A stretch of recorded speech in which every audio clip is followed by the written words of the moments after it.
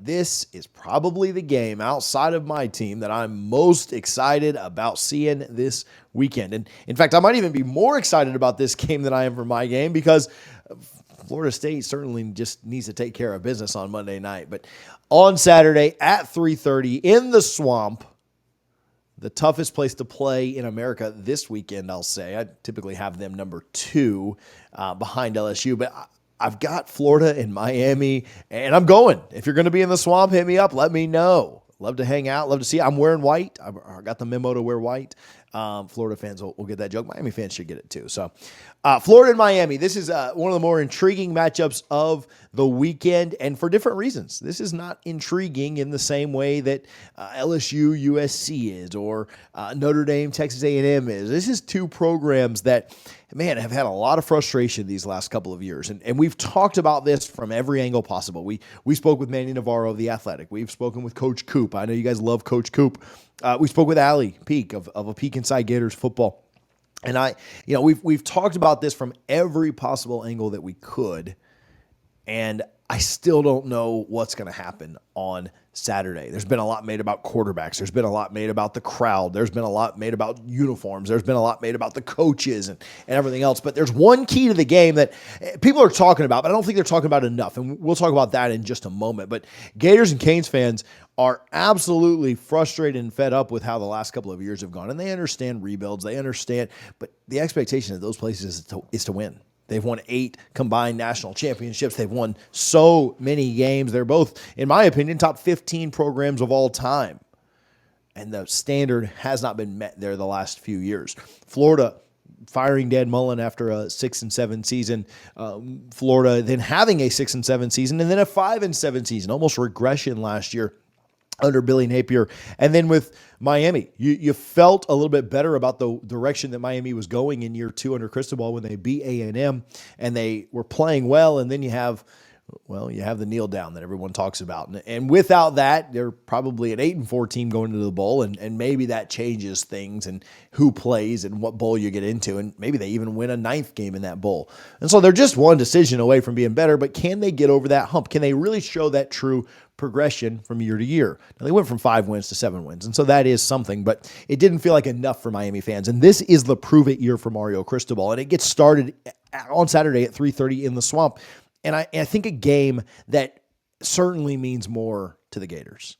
I think it means a ton to Miami, and I know we clown Miami for being the offseason champions, and I know we clown Miami for celebrating in the offseason and then flopping in the regular season.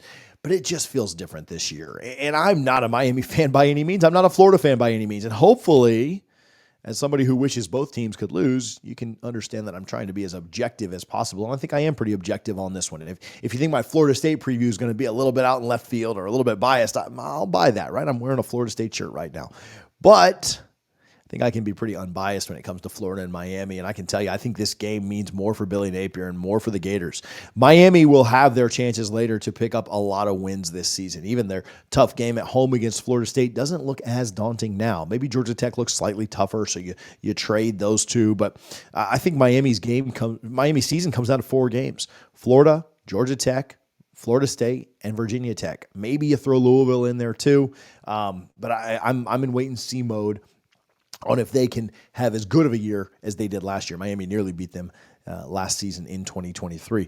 I think that this game means a little bit more for Napier. It is really tough for me to see Florida making a bowl if they don't win this game. I'm not saying that's impossible. They could certainly beat UF. They could certainly, I expect them to beat Mississippi State. I expect them to beat Samford and UCF.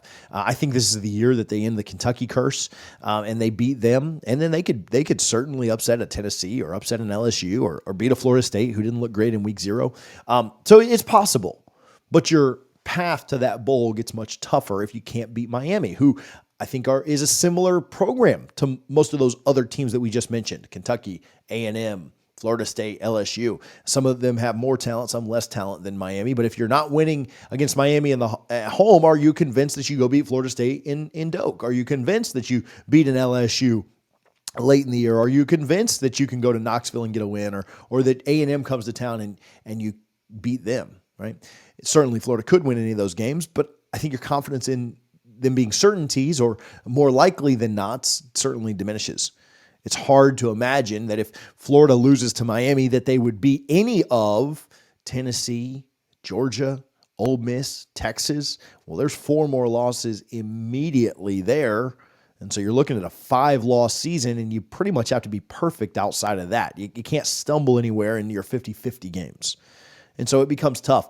I think this game means a ton for both teams, though. When it comes to recruiting, when it comes to Billy Napier and Mario Cristobal selling their vision for what they think their program can be and will be, I think this game means a ton for both teams. There's been a lot made about quarterbacks, and I'll say it like this. Don't attack me if you're on either side, but when I look at the matchups in this game, I look at quarterback, and I think about quarterback as really a push, right? I think Ward has a higher ceiling. Ward can go out and win you this game. Not saying you will, not saying you won't, but he could also go out and lose you the game. Nobody would be shocked if we get to the end of the stat line on Saturday night and we see that Ward had a couple of turnovers. Nobody would be shocked if we come out and we see that Ward threw for a lower completion percentage than Mertz did. I know people say Mertz throws the ball short, and I get that. I agree. Nobody's made more Graham Mertz jokes than I have over the last 16, 18 months. But I do think that Mertz's floor is higher than Ward's. Mertz likely won't lose Florida this game. He had 3 interceptions last year. 2 of those were tips off of another guy's hand. He may not be the most athletic. He may not be the guy that's going to go out and win one for the Gipper, but he certainly is a quarterback who you know what you're going to get. And I don't know that you know what you're going to get from Cam Ward. Not in week 1 anyway, not in the swamp. If this game was down in Miami or if this game was not in the swamp, then maybe I would give Ward the slight edge. I think I give Mertz the very slight edge in this game alone. I think Ward will have a better year. I think Ward will get drafted higher. I think he's got a much higher ceiling, and I think Cristobal at the end of the day will get more out of Ward than Napier gets out of Mertz this year. However, I think Napier is going to get a lot out of Mertz. Mertz proved a lot of people wrong last year, and this is year 2 in the system under Napier. I think Mertz is going to be really good. I think he could be a top 5 quarterback in the SEC. I think he might be close to that now. In this game, I give the slight edge at quarterback to Florida. It's very close. For the season, I'd give the edge to Miami, but in this game alone, I'll lean Mertz just a tad. Miami fans probably not going to like that. I'm trying to give you an unbiased take, though. Again, I wish you could both lose. I know that's not possible. Running back, I think Montrell Johnson's a great player. I do wonder if he's really 100% or not, how much he's going to be used, how much of a decoy he is, how much he can pivot and cut on that repaired ankle, repaired knee, meniscus. No structural damage, which is good, but how much he can move and cut on those that knee is important to me. I think Miami's got the edge here at running back. I think they're a little bit deeper. I think that David Martinez is really good. Even if you said that he and Montrell were a wash, I like Miami's running back room a little bit more. I like Trey Wilson a ton. I think at wide receiver, Florida has the best. This is maybe the best way I could put it to try and play a politician, right? Florida has the best wide receiver in the game with Trey Wilson. I think he's the best wide receiver in the state. I think they did a phenomenal job recruiting him and getting him in and now developing him. Billy Gonzalez has done great. But I think Miami has a better room, right? Is that fair? Florida with a better one player, Miami better room overall. I'd lean the Canes there. Offensive line, this is where maybe let's back up. Tight end, I'd give a slight edge to Miami here. This one's pretty razor thin too, so if you want to call it a push, that's fine. But I'd expect Arroyo to have a little bit better game than Hayden or anybody over there on UF's side. Arroyo needs to break out a little bit. We talked with Manny Navarro about that. Wide receiver, tight end, offensive line.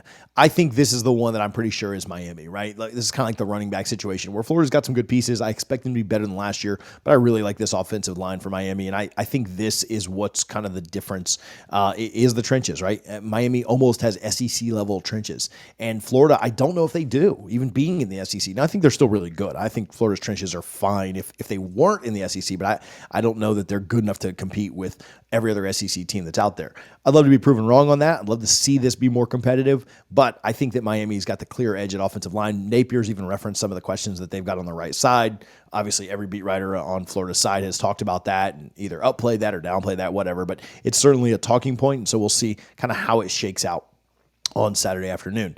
Defensive line, again, edge probably going to Miami here. Now, I do think Florida's defensive line is going to be better, and I think they'll be improved. And I like Slackman a lot. I think it's big for Florida that they've got some guys returning, but they've also had some injuries there on the defensive line. That's a big issue. I think that's going to be trouble for them.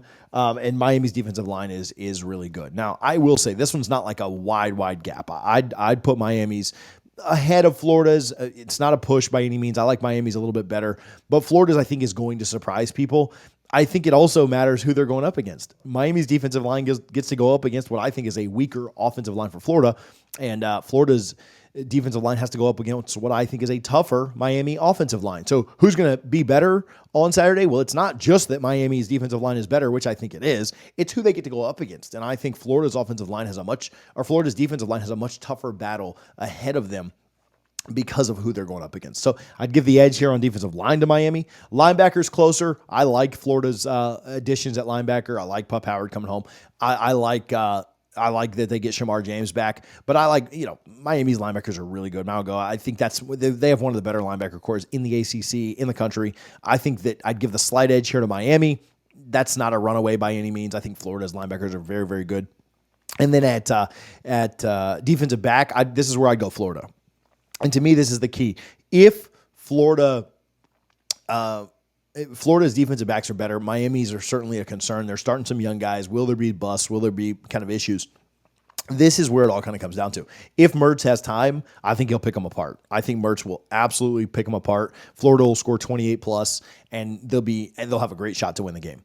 That all comes down to what I think is the most important matchup of the game. I'll get to that in a minute. I do want to say special teams, Florida's been a disaster the last 2 years. They put an emphasis on it. Coaching, Miami's not been great, and neither has Florida. So I think that's something to watch out for. How does Florida special teams look? Do they get 11 guys on the field every play? That's not even a joke. I'm not trolling.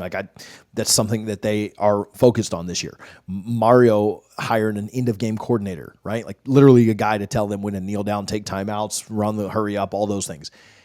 This game is important. These coaches understand their mistakes. You make all the jokes you want about them and how their performances have been, but they understand how big this is. They understand how big this year is for both of them, and they're doing everything they can to almost get out of their own ways, right? They've sometimes Mario and Napier, every Gator and Cane fan watching this, and if you're a fan of another team, I think you'd agree, that your coach has gotten in your way a couple of times over the last few years and done dumb things. And Mario's are maybe more glaring. Napier's probably had more of them, but still, they're doing everything they can in their power to adjust for that. And so I think special teams, Miami's probably got a slight edge. Coaching, I think I like Miami's defensive coordinator, probably the best out of the four coordinators. Mario, Napier, I don't know. There's a massive edge there on game day. Napier does a pretty good job offensive play calling, so maybe I'd lean him just a little bit. But I think coaching is pretty much a toss up. The biggest matchup of the game, what I don't think enough people are talking about, is Florida's offensive line and Miami's defensive line. That, to me, you can talk about the crowd, you can talk about Mertz, you can talk about Ward, you can talk about kneel down, you can talk about special teams, you can talk about Napier, Cristobal, whatever. None of that matters. It matters. So I'll back off that statement. But none of it matters as much as those two units. Can Florida's offensive line hold Miami's defensive line back? Because I think that Florida's biggest question mark is their offensive line, and one of Miami's biggest confidences is their defensive line. And so if Florida can give Mertz time, I think Florida has a great chance to win the game. That is Florida's path to victory, is for them to protect Graham Mertz and give him time. I don't think they're going to be able to run the ball super effectively.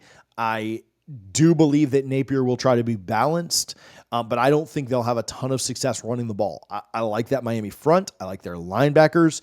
I like their defensive coordinator. I think that they're going to shut down the run. And if they do, and Florida has to pass the ball, I don't think they pass the ball 35, 40 times or anything crazy like that. But if Florida has to pass the ball, do they give Graham Mertz enough time? And I lean towards thinking that Miami has the advantage in those two situations. I think Miami's receivers will do fine against Florida's DBs. I think Florida's receivers will do fine against Miami's DBs. I think that you're going to see a pretty even game. But where I think it becomes uneven is Florida's O-line and Miami's defensive line. Now, I could be wrong on this. And Florida's O-line may come out, and maybe Billy Napier has been smoke screening us and trying to get hype for this, that, and the, who knows, right? I don't think that's the case. I think the biggest question marks are on Florida's offensive line. And so if I've got to pick this game, which I'll do here in a little bit, later toward the live stream, if I've got to pick this game, I think I'm leaning Miami because I think Miami wins that matchup. To me, the most important matchup of the weekend is Miami's defensive line, Florida's offensive line. I'd love to hear your thoughts on that. If you're watching this, if you're whether live or on the clip later, I'd love to hear your thoughts. To me, the biggest matchup in the game is that the front four of Miami, the front five of Florida. Can Graham Mertz check them into the right protections? Can the running backs effectively chip?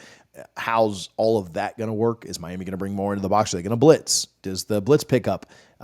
Is that effective? Can Mertz easily read his hot routes? Now, I will say this: Florida gets the ball out pretty quickly at times. If they're able to do that, it can sometimes mitigate that rush from Miami. But that's the biggest part of the game to me. There's been a lot made about the swamp too, and I want to talk about this, and then we'll move on from this game and talk about Notre Dame, Texas A&M. But I think the swamp is an important factor. It's not the deciding factor in this game, in my opinion. Now, it could be, right? We've seen games at the swamp that you didn't think that the Gators were going to win. They were an underdog, and the swamp came alive, and they ended up taking the game. You think about Tennessee last year. You think about Utah the year before. You think about Auburn back in 2019, I think it was. You think about Ole Miss back in 2015. These are games that Florida wasn't necessarily supposed to win, but they found a way.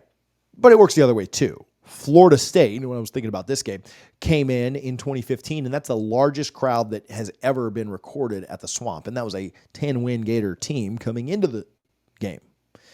And the crowd was crazy. I got there about midway through the first quarter, and the crowd was absolutely berserk. Where I parked 2 blocks from the stadium, it was almost hurting my ears walking up to the game, let alone when I got into the game in the lower bowl and watched the game.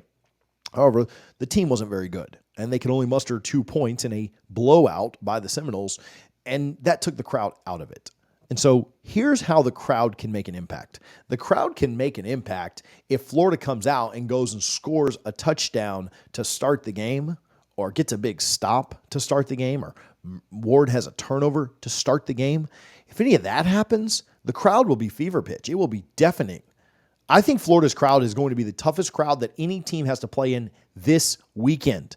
Obviously, LSU is playing a neutral site game out in Vegas. And so I'd have Death Valley ahead if USC was going there, but I think Florida's got the best crowd of anybody in the country this weekend. And when we ranked our toughest places to play on Double Fries No Slaw, I'm a Gator hater, but I deal in facts. I put the Swamp number 2 behind Tiger Stadium in Death Valley.